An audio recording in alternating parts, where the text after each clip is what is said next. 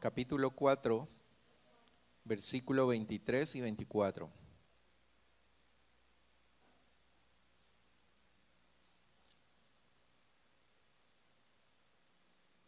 Quería recordarles que todavía tenemos la Biblia del 2015, ¿verdad? La versión nueva que ha salido. Así que todos los que no la tienen todavía tienen la oportunidad de hacerlo. Tenemos de dos precios, ¿verdad? Los que quieren invertir un poquito más, los que quieren ahorrar un poco también. Tenemos buenos precios y por favor traten de adquirirla. La Biblia está muy linda. Voy a leerlo en la versión del 2015. Dice: pero la hora viene y ahora es cuando los verdaderos adoradores adorarán al Padre en espíritu y en verdad, porque también el Padre busca a tales que lo adoren. Dios es espíritu y es necesario que los que le adoran lo adoren en espíritu y en verdad. Amén. El Señor bendiga su palabra. Vamos a leerlo en la otra versión también para que lo podamos leer todos. A ver, Pamelita, si lo pones de nuevo y lo leemos aquí. Tratemos de leerlo todos. Mas la hora viene y ahora es cuando los verdaderos adoradores adorarán al Padre en espíritu y en verdad, porque también el Padre tales adoradores busca que le adoren. Dios es espíritu y los que le adoran en espíritu y en verdad es necesario que adoren. Amén. Señor bendiga su palabra. Tomen asiento, hermanos. Este es uno de los pasajes más impresionantes que hay en la Escritura, ¿verdad? Porque la palabra que el Señor usa aquí para referirse a lo que el Padre está haciendo, ¿verdad? Es cuando dice el Padre está buscando gente que le adore. Qué tremendo eso, ¿verdad? Es como una necesidad de Dios, ¿verdad? No es exactamente la palabra, pero es algo así de decir, Dios está buscando gente que le adore. Y Él cuando mira aquí en este lugar, Él está buscando una persona, dos personas, tres personas que le adoren. Miren qué impresionante. Y es el Dios del universo y la forma como lo dice, Él está buscando a alguien que le adore. Ahora, ¿qué significa adorar a Dios? Generalmente lo que entendemos nosotros como cristianos, adorar a Dios es cuando cantamos una canción de adoración, ¿verdad? Y levantamos nuestras manos y decimos, estamos adorando a Dios, ¿verdad? O cuando decimos en una oración, Señor, te adoro, te bendigo, tú eres el Dios todopoderoso, recibe el honor, recibe la gloria. Es esa la forma como nosotros entendemos lo que es adoración. Digo, la mayoría de los cristianos lo entendemos de esa forma. Pero el significado literal, según la Biblia, de adorar a Dios es muy sencillo: postrarse, bajarse, inclinarse en homenaje, en sumisión y reconocimiento ante una autoridad superior. Eso es lo que significa adoración. Es decir, el principio de la palabra significa que es una persona que se postra, que se echa en tierra, que se humilla ante una persona que tiene autoridad mayor que él, ¿verdad? Eso es lo que significa literalmente en la Biblia la adoración. Génesis 18:2, por ejemplo, nos habla de cómo Abraham, ¿verdad? Y es la primera vez que se menciona esta palabra, adoración, en la Escritura.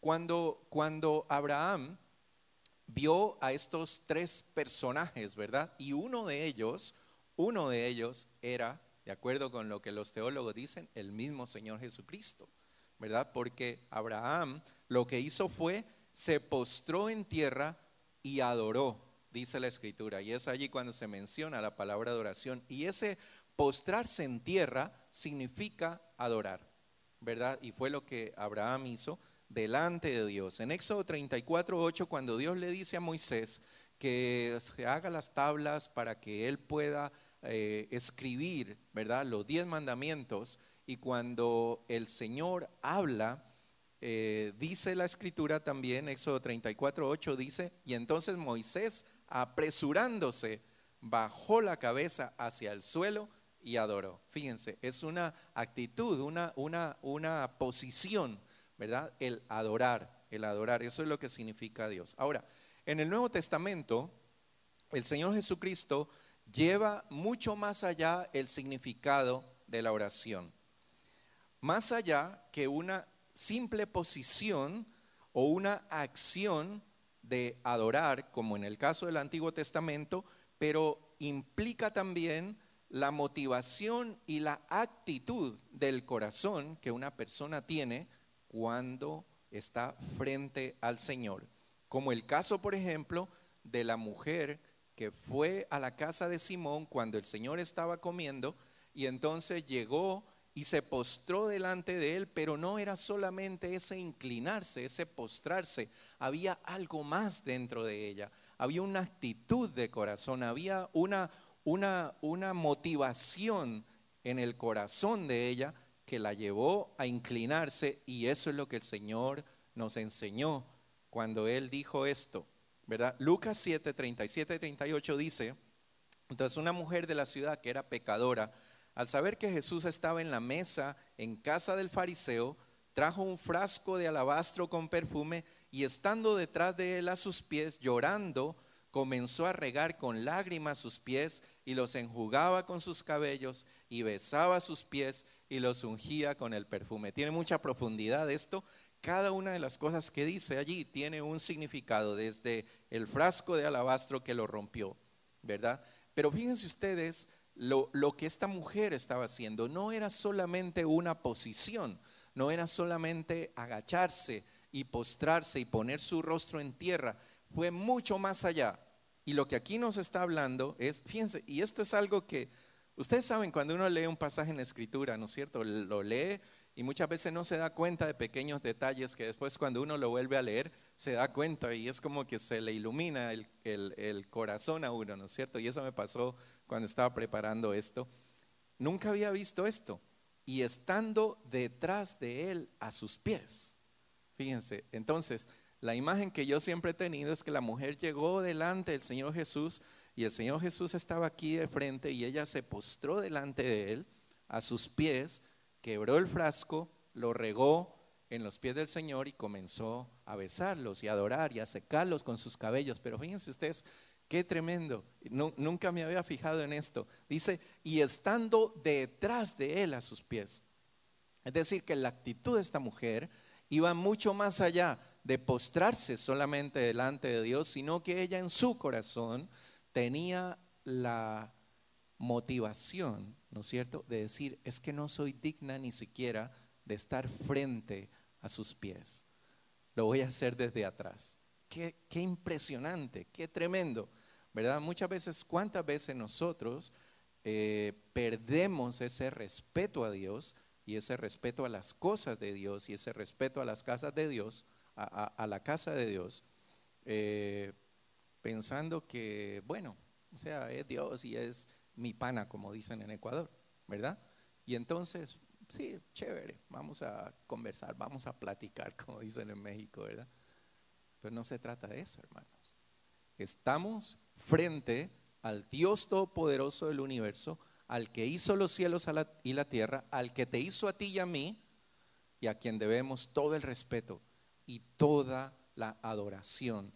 Y cuando el Señor dice, y los que le adoran en espíritu y en verdad es necesario que le adoren, Él está hablando de otro tipo de adoración. No solamente una actitud de inclinarse, de postrarse, de tirarse al piso, ¿verdad? Sino una actitud que va mucho más allá, que implica el espíritu, que implica la actitud, que implica todo tu ser interior. Y en verdad, ustedes saben, y lo tenemos que repetir nuevamente, la verdad no es un concepto, la verdad es una persona. La verdad está aquí. El Señor Jesucristo es la verdad. Y cuando dice es necesario que le adoren en espíritu y en verdad, ¿verdad? Nos está diciendo cómo tenemos que adorarlo. Está aquí. Esta es la verdad. Entonces, para poder entender un poquito esto de cómo tenemos que adorar a Dios y cómo el Señor dice, los que le adoran en espíritu y en verdad es necesario que le adoren, entendiendo, como les dije al principio, que adorar no es cantar una canción, adorar no es decir, aquí estoy Señor, te adoro, y gritar o tirarse al piso.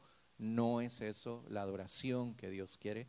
La adoración que Dios quiere va mucho más allá, adorar a Dios. Y ustedes saben que cuando se trata de adorar a Dios, Dios quiere una adoración exclusiva para Él. Él no quiere una adoración compartida. Él no quiere una adoración en la que tú estás diciéndole, sí Señor, por un lado te adoro, te bendigo, levanto las manos y salgo de aquí a la calle y otra cosa está pasando, ¿verdad? Entonces, la adoración que Dios quiere es una adoración total. ¿Cómo quiere Dios que nosotros le adoremos? Y aquí vamos a ir a un pasaje en la Escritura que nos habla de cómo Dios quiere que le adoremos. Y esto está en Éxodo capítulo 8 y está hablando aquí de cuando Moisés fue delante del faraón y Dios le había dicho, dile al faraón que deje ir a mi pueblo para que venga acá donde yo los voy a llamar y me adoren y me sirvan, ¿verdad?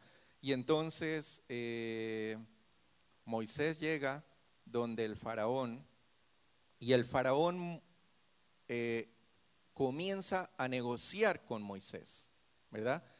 Y el faraón está tratando de establecer una estrategia para que los esclavos que él tenía no se dediquen solamente a adorar a Dios, sino que de alguna forma tratar de distraer eso. Ahora, nosotros entendemos, ¿verdad?, que muchas de las historias que hay en el Antiguo Testamento son una representación y son un símbolo para nuestra vida actual, ¿verdad? Cuando los israelitas cruzaron el mar, ¿no es cierto? Ese es un símbolo de cuando nosotros, el Señor abre cualquier cosa, Él hace milagros en la naturaleza, en las personas, en nuestra vida, en nuestra situación, y abre ese mar para que nosotros podamos llegar hacia donde Él. Cada uno de nosotros que conocemos al Señor Jesús, Dios hizo un milagro extraordinario para que nosotros pudiéramos llegar a conocerlos.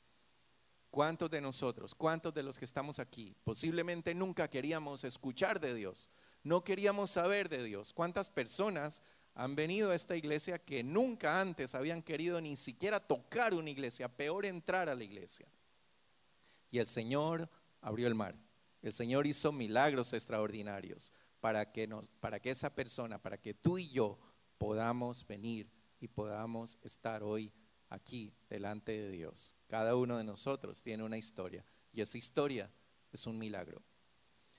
Entonces, esta historia en la palabra de Dios nos enseña mucho también respecto a esto, lo que estamos hablando, lo de la adoración. El faraón, para que podamos entender lo que esto significa, el faraón en la Biblia es un tipo, es un símbolo del enemigo, ¿verdad? Aquel enemigo de las almas, el diablo, Satanás o Lucifer o como ustedes lo quieran llamar, que tiene a la gente en esclavitud, ¿verdad? En su territorio, en esclavitud, en medio del pecado, en medio de la depravación, en medio de la inmoralidad. Este es el faraón, ¿verdad? Y el símbolo de tener a todo este pueblo de Dios en esclavitud. ¿Por cuántos años? ¿Alguien se acuerda? ¿Cuántos años los tuvieron allí? 400 años. 400 años de esclavitud, ¿verdad? Desde que José llegó con su familia a Egipto. Ahora, Egipto, por supuesto, significa ese lugar de esclavitud. Significa el mundo en sí, todo lo que el mundo puede ofrecerte, todo lo que el mundo puede darte. Eso es lo que significa Egipto en un sentido bíblico, ¿verdad? Y Moisés, en este caso, representa a quién, díganme ustedes. ¿A quién? ¿Un tipo de quién sería Moisés? De Cristo, como el Salvador, como el libertador, ¿verdad? Moisés fue el libertador de ese pueblo por mandato de Dios y él es un tipo de Cristo cuando el Señor Jesucristo nos toma a cada uno de nosotros, nos arrebata de las garras del enemigo, del mundo y de todo lo que el mundo ofrece y nos lleva hacia la salvación. Eso es lo que significaba, en este caso es un tipo del Señor Jesucristo. Ahora, como decíamos, el faraón montó toda una estrategia para evitar que los hijos de Dios pudieran adorarle como Dios se merecía. Y el faraón propuso por lo menos 4 cosas. Les voy a dejar de tarea que ustedes descubran las 3. Vamos a ir tratando las otras después, ¿verdad? Pero hoy vamos a tratar la primera. La primera, el faraón propone una adoración a Dios, pero siguiendo en Egipto. Fíjense ustedes. Dice Éxodo 8:25, cuando Faraón llamó a Moisés y a Aarón y Faraón llamó a Moisés y a Aarón y les dijo, andad, ofreced sacrificio a vuestro Dios en la tierra. En otras versiones dice, en mi tierra. ¿Sí? Y esto fue lo que él les dijo. Ahora, el enemigo de las almas, ¿verdad? En este caso nuestro enemigo, él sabe que nosotros ya no le pertenecemos. Él sabe que nos ha perdido, ¿verdad? Él sabe que cuando nosotros decidimos y tomamos la decisión de recibir a Jesucristo, al Señor Jesucristo en nuestra vida, Él nos perdió definitivamente, porque por medio de ese acto de entregarle nuestra vida al Señor, de arrepentirnos de nuestros pecados y decirle al Señor que entre a nuestro corazón, Él definitivamente nos perdió. ¿Sí? ¿Cuántos creen eso? ¿O creen que todavía Él tiene ahí alguna cosita que le pertenece de ustedes? No, definitivamente no. Él nos perdió y Él sabe eso. Entonces, lo que Él hace con nosotros son tratar de negociar un poco con nosotros, tratar de hacer un poquito de concesiones con nosotros y de darnos un poquito, de soltarnos un poquito, de manera que no nos escapemos de lo que Él quiere hacer con nosotros, de lo que Él quiere ofrecernos. La pretensión del enemigo de adorar a Dios viene desde antes de la creación del hombre, ¿verdad? Cuando el enemigo se levantó en contra de Dios y él quiso ser adorado como se adora a Dios. Eso es lo que el enemigo es. Y él, desde ese momento, él está haciendo cualquier cosa para lograr que el hombre le adore. Ustedes saben, hoy día hay estas iglesias satánicas, en Estados Unidos está tomando mucha fuerza. Hay un hombre, no recuerdo el nombre ahorita, pero que está volviéndose famoso en Estados Unidos y hace poco estuvo en el Congreso y hizo una oración a Satanás. ¿Ustedes escucharon eso alguna vez? Él reclamó y pelearon y hablaron de que los derechos tienen que ser igual para una u otra religión. Ellos se consideran una religión y de hecho son una religión, ¿verdad? Porque están adorando a alguien. Y entonces él reclamó y peleó. Y él dijo, ¿por qué solamente un pastor tiene que ir al Congreso y hacer una oración para levantar, para abrir la sesión del Congreso? Y peleó y tienen mucha influencia y lo logró. Y cuando estaba en el Congreso, él se levantó y ustedes pueden verlo, ahí está en YouTube, el video, ¿verdad? Él con su traje de negro se levantó, se fue al frente, hizo una oración a Satanás en el Congreso de Estados Unidos, ¿verdad? Y eso es lo que él quiere, eso es lo que él ha querido desde el principio de la creación del hombre, que el hombre le adore. Ya no logró que los ángeles le adoren, muchos ángeles se fueron con él. Dice la Escritura que una tercera parte del cielo se fue con él para adorarlo, ¿verdad? Y esos son los compinches de él ahora, los que trabajan con él en contra de la humanidad. Pero él quiere que el hombre le adore también. Y eso es lo que el hombre está haciendo. Cada vez que hace algo en contra de los principios de Dios, de lo que Dios ha establecido en su palabra, cada vez que se van en contra del matrimonio, en contra de las leyes morales de Dios, que Dios estableció desde el principio, el hombre voluntariamente decide adorar al enemigo.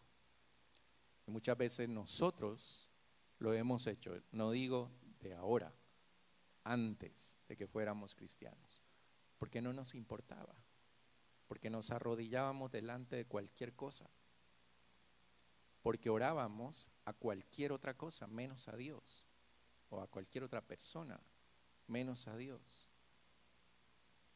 Y al hacer eso estábamos adorando al enemigo, así de fácil, así de simple, ¿verdad? Y eso es lo que el hombre está haciendo, y eso es lo que él quiere lograr la adoración.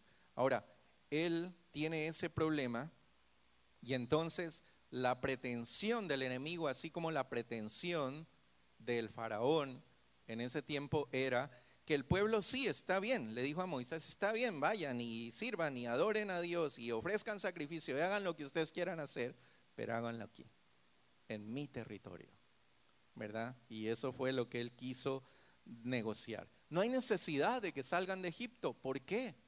Pero ¿por qué se van a volver tan fanáticos? ¿Por qué tienen que dejar todas esas cosas tan chéveres y tan lindas que hay allá afuera? ¿Verdad? No hay problema. Vayan a la iglesia los domingos, canten, levanten las manos, adoren, hagan lo que sea. Pero de lunes a sábado se vienen aquí a mi territorio y hacen lo que yo les digo que tienen que hacer. Eso fue lo que el faraón les dijo. Y eso es lo que el enemigo nos dice a cada uno de nosotros hoy día, y eso es lo que él quiere que nosotros hagamos, y lamentablemente está logrando el objetivo con muchos cristianos, Solamente llegan el domingo a la iglesia y dan una ofrendita o un diezmo en el mejor de los casos, levantan sus manos, cantan, se emocionan y todo lo demás, pero al salir por esa puerta, ¿verdad? Otra vez están allí disfrutando de lo mismo. Miren ustedes, yo me pongo a pensar qué era lo que hubiera pasado si Moisés le hubiera dicho, bueno, entonces vamos a hacerlo como tú quieras, ¿verdad? ¿Qué hubiera pasado? ¿Ustedes se imaginan? ¿Ustedes saben qué era lo que hacían los israelitas ahí en Egipto? ¿Sí recuerdan qué era lo que hacían? Eran esclavos, ¿verdad? ¿Y cuál era el trabajo que estaban haciendo en ese momento? Posiblemente hicieron muchos otros más, pero en ese momento, ¿qué era lo que estaban haciendo? Dicen algunos historiadores, estaban construyendo ¿cómo se llaman estas? Las pirámides, ¿verdad? Y la imagen esa inmensa que hay de Ramsés, que posiblemente era el faraón en ese tiempo. Imagínense ustedes a estos hombres adorando a Dios y haciendo lo que estaban haciendo. ¿Qué era? Pisar barro, recoger paja, hacer ladrillos, ¿sí? Y ahí ellos ahí pisando el barro y diciendo gloria a Dios, aleluya. ¿Se imaginan ustedes lo que el enemigo quería hacer con ellos? Eso era lo que quería. Y eso es lo que el diablo quiere de nosotros hoy día. Y eso es lo que el diablo está logrando con muchos de nosotros hoy día. Adorar, de acuerdo a la Escritura, va mucho más allá. Y lo volvemos a repetir, que postrarse, que inclinarse, que levantar las manos, va mucho más allá. Lo que esta mujer hizo fue humillarse de corazón. Lo que esta mujer hizo fue arrepentirse de sus pecados. No lo dice allí el pasaje, ¿verdad? Pero al final el Señor Jesús le dice, les cuenta la historia. Ustedes recuerdan toda esa historia, ¿no es cierto? Dice, habían dos deudores. El uno debía mucho, el otro debía poco. Al uno le perdonó, al otro también. ¿Cuál crees tú que lo va a amar más? Y Simón y los apóstoles dijeron, pues al que más le perdonó. Pues ustedes tienen razón, les dijo, por eso a ti te digo, tus pecados te son perdonados. Y todos se quedaron ahí en shock y dijeron, ¿quién es este que perdona los pecados? ¿Verdad? Arrepentimiento de corazón, todo eso es lo que significa la adoración. Entonces no es solamente que levantamos nuestras manos y decimos ya adoré al Señor. La adoración que Dios quiere en espíritu y en verdad va mucho más allá de cualquier acción que nosotros podamos hacer. es algo más profundo, ¿verdad? Entonces fíjense ustedes lo que Moisés le respondió. Versículo 26, no conviene que hagamos así porque ofreceríamos a nuestro Dios la abominación de los egipcios.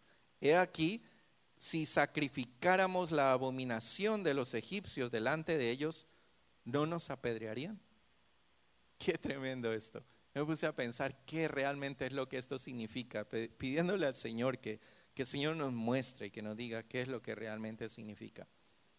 Miren, Moisés le dijo, no conviene que nosotros hagamos eso, no conviene que nosotros adoremos a Dios estando en tu tierra, no conviene que adoremos a Dios haciendo lo que estamos haciendo ahora, nuestras labores de esclavitud, pisando el barro, recogiendo paja, haciendo ladrillos, no conviene, no conviene, ¿sí?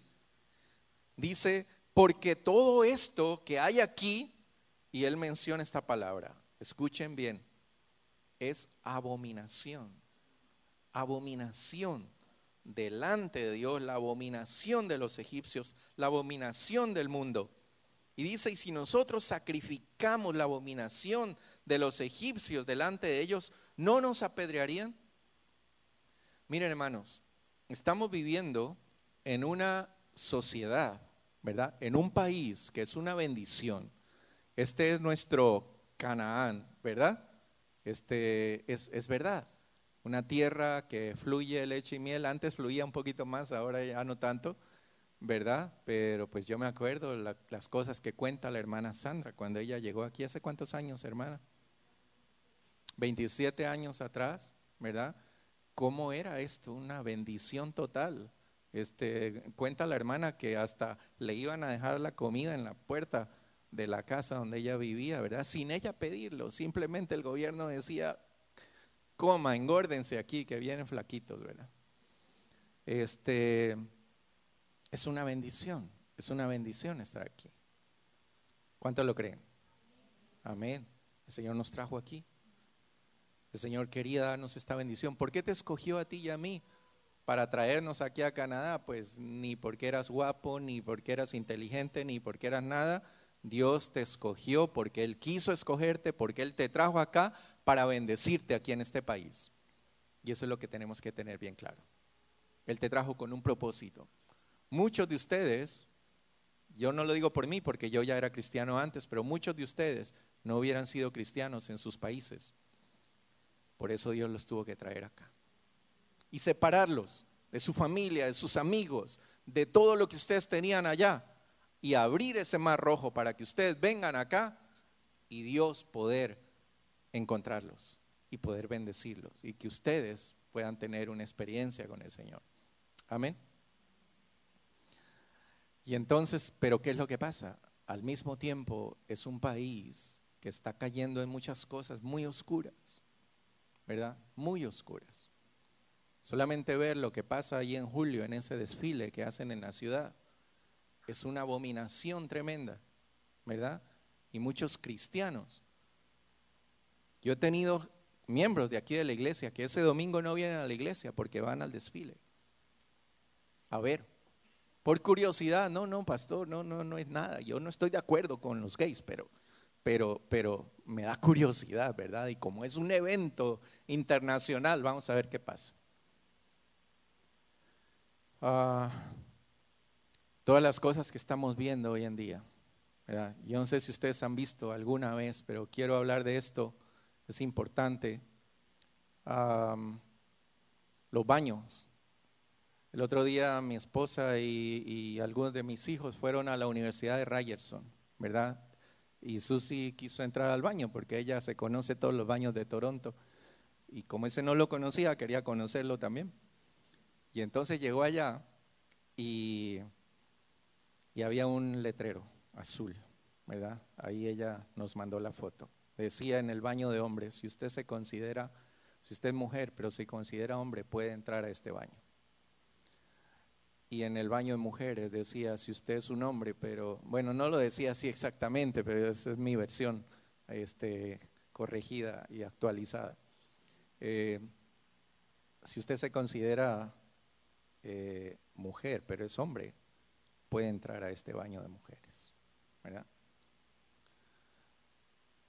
Y eso es lo que estamos viendo hoy en día aquí en este país, ¿verdad? El primer ministro hace poco propuso que la edad mínima para tener consentimiento de hacer sexo anal, ¿sí? Hombres con hombres, bajara a 13 años. Yo no sé si ustedes sabían, pero hoy en día es 18 años aquí en Canadá y creo que en Estados Unidos también.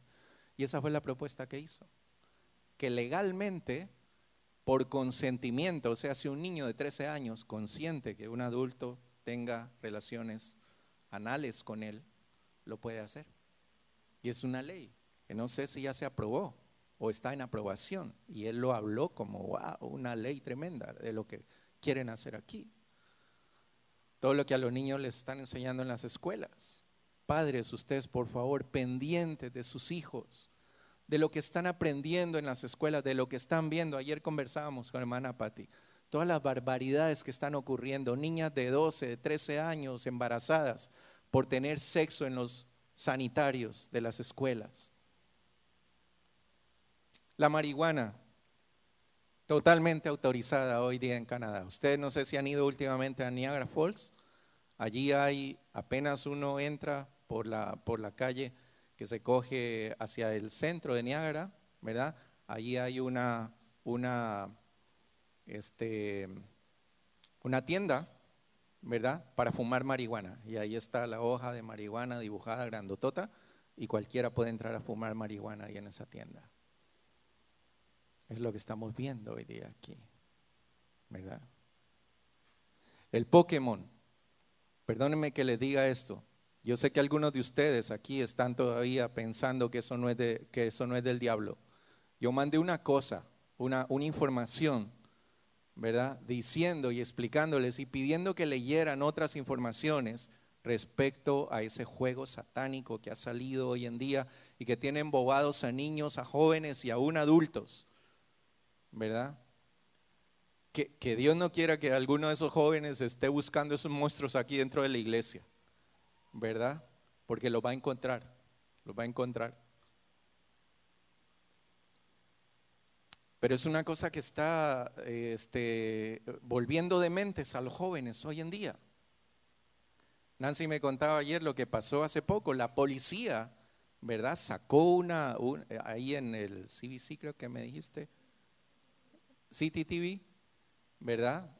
Alarmada la policía por todo lo que estaba pasando con estos jóvenes que se suben a los edificios ahí en downtown, que se meten al lago, que hacen barbaridades por captar esos monstruos y andando con los celulares así, muchachos que han muerto, ¿verdad? Atropellados por un carro porque salen corriendo por la calle porque el monstruo está allá al otro lado. Cómo el enemigo está atrapando la mente de los jóvenes y un pastor de esos artículos que yo les mandé, ¿verdad? Él se quejaba y él decía, mientras él estaba aquí predicando, veía a los jóvenes allí cazando monstruos en la iglesia. ¿Sí? De pronto se vienen acá pensando que uno es el monstruo también. Pero eso es lo que está pasando. Y eso es lo que estamos haciendo. Y en todo eso están nuestros hijos metidos, estamos nosotros metidos, está la iglesia del Señor, está metida en eso. Y aceptando la propuesta del faraón de decir, sí, adoren a Dios, hagan lo que ustedes quieran, canten, revuélquense, hagan lo que quieran, pero no se salgan de mi territorio. Yo los quiero tener aquí, yo quiero que ustedes estén aquí. Y mientras estén allí, Él tiene control, Él tiene el control. ¿Qué es lo que el Señor quiere? Lo que le dijo Moisés, un siervo de Dios. Le dijo, no conviene de ninguna manera que yo esté metido ahí haciendo esas cosas para adorar al Señor. Porque no lo vamos a lograr, porque no lo vamos a hacer, porque no es posible hacerlo de esa manera, ¿verdad? Si sacrificamos la abominación de los egipcios delante de ellos, ¿no nos apedrearán? ¿Y qué quiere decir esto, hermanos? Yo quisiera que entendiéramos esto en el amor del Señor, se lo digo. Cuando yo vine aquí a Canadá hace 16 años ya, fuimos a las clases de inglés con Susie, ¿verdad? Y un profesor de los de allí fue una de las primeras cosas que entendí en inglés, ¿verdad? Y que me quedó grabado. Me dijo, miren, la primera lección que ustedes tienen que aprender aquí en Canadá es que nada es gratis en Canadá. ¿Alguien les dijo eso a ustedes alguna vez? Nada es gratis en Canadá. ¿Tú crees que ese welfare que te dan o que estos regalitos que llegan del gobierno así de vez en cuando, el chequecito, todas esas cosas que son gratis? El enemigo tiene un precio muy alto que cobrarte por lo que aparentemente tú estás recibiendo gratis. Si no es una bendición de Dios, no quiero que me malentiendan tampoco, ¿verdad? Que esas cosas son del enemigo. Pueden ser bendiciones de Dios, pueden ser bendiciones de Dios, pero recuerden que una bendición de Dios tiene condiciones. En la vida cristiana lo único, y esto ustedes lo saben, que es gratis, que es por gracia, ¿qué es? La salvación, nada más. Todo lo demás requiere un sacrificio, requiere una entrega, requiere la cruz, requiere que carguemos esa cruz. Eso es lo que el Señor dice, no es un lecho de rosas, no es una cosa que tú dices ya, ahora sí ya me salvé y voy a vivir mi vida como yo quiero vivirla. Y me voy a pasear y voy a hacer todo lo que quiera. Y si eso que estás recibiendo no es resultado de una vida entregada, de una vida de sacrificio, de una vida de oración, de una vida de humillación a Dios, no es una bendición de Dios. Aunque tú lo digas, ay, mira, qué bendición. Pero si estás haciendo cosas que Dios no quiere, si no estás siendo fiel con el Señor, si no estás cumpliendo lo que el Señor te pide hacer, que no son los 10 mandamientos, hermanos. Ustedes saben que nosotros como cristianos tenemos mucho más de 10 mandamientos. No dejar de congregarnos, orar sin cesar, escudriñar las escrituras, dar al Señor los diezmos, las ofrendas, son mandamientos, no son pedidos, no son sugerencias de Dios, son mandamientos de Dios. Y el rato que tú no haces eso, estás en pecado. Y cualquier cosa que pueda venir, que tú creas que es una bendición, no es una bendición. Es el enemigo que te está distrayendo, que está metiéndote cosas para que tú digas, ah, sí, yo estoy bien aquí, yo estoy bien aquí. Mira cómo me va de bien, me llegó el cheque del gobierno, vendí el carro bien, hice todo esto bien y todo me está saliendo bien. Sí, te está saliendo bien, pero estás pisando barro, sigues levantando paja, sigues haciendo ladrillos. Y eso no es lo que Dios quiere de nuestra vida. Dios quiere que realmente nosotros tomemos una decisión de adorar a Dios con todo nuestro corazón, con toda nuestra alma, con toda nuestra mente, con todo lo que somos, con todo lo que tenemos, que no es tuyo ni mío, es de Dios. Ese carro que tienes no es tuyo, esa casa que tienes no es tuya, esos hijos que tienes no son tuyos. Nosotros hemos aprendido esa lección con dolor. Nuestro último hijo viviendo en la casa con nosotros, 30 y pico de años. El Señor lo llamó y lo dejamos allá, lejos, sin amigos, sin familia, en un pueblito por ahí remontado en la montaña. Es duro, es difícil, pero eso es lo que Dios quiere de ti, eso es lo que Dios quiere de mí. Y que Dios lo que quiere escuchar de ti es que tú le digas al enemigo, no conviene, no me conviene que yo esté jugando eso y venir a la iglesia y levantar las manos y adorar a Dios. No conviene que tú estés metido allá en todas esas prácticas de esta sociedad y luego decir adorar a Dios, ¿verdad? ¿Cómo podemos estar jugando ahí al Pokémon y cazando monstruos y adorar a Dios? No es posible, no conviene. Moisés respondió, no conviene que hagamos así, porque ofreceríamos a Jehová nuestro Dios la abominación de los egipcios. He aquí, si sacrificamos la abominación de los egipcios delante de ellos, ¿no nos apedrearían? ¿Y qué significa eso, hermanos? ¿Qué significa? Que si uno sigue coqueteando con el mundo, nada es gratis. El enemigo un día te va a cobrar, te va a cobrar. Y por eso, dice la Escritura, hay muchos que duermen. Por eso hay muchos que están atravesando por dificultades. No me malentiendan, hermanos, no quiero decir que cuando alguien se muere, no. O que cuando alguien está enfermo, no. No es eso, no es eso. Pero muchas de las cosas que pasan en nuestra vida es porque todavía seguimos coqueteando con el diablo, seguimos coqueteando con el mundo, y el mundo te cobra. Nada de lo que te da es gratis. El diablo te cobra. Nada de lo que el diablo te está dando es gratis. Las cosas que Dios te da tampoco son gratis. Pero ¿saben cuál es la diferencia? Que vale la pena. Que vale la pena. Porque un día estaremos allá en su presencia, y si todo lo que estamos viviendo aquí es para que un día podamos estar eternamente en su presencia, vale la pena. Por eso vale la pena. Bendito sea el Señor. Primera de Juan 2, 15 y 16. No améis al mundo, ni las cosas que están en el mundo. Si alguno ama al mundo, el amor del Padre no está en él. Porque todo lo que hay en el mundo, los deseos de la carne, los deseos de los ojos, la vanagloria de la vida, no proviene del Padre, sino del mundo. Y este pasaje que viene aquí, yo estaba pensando si debía leerlo o no, porque es bien fuerte, Pero dije, bueno, es la Escritura. No lo digo yo, lo dice el Señor. Y se los voy a leer. Y si alguno se enoja, pues no se enoje conmigo, enójese con el que escribió este libro.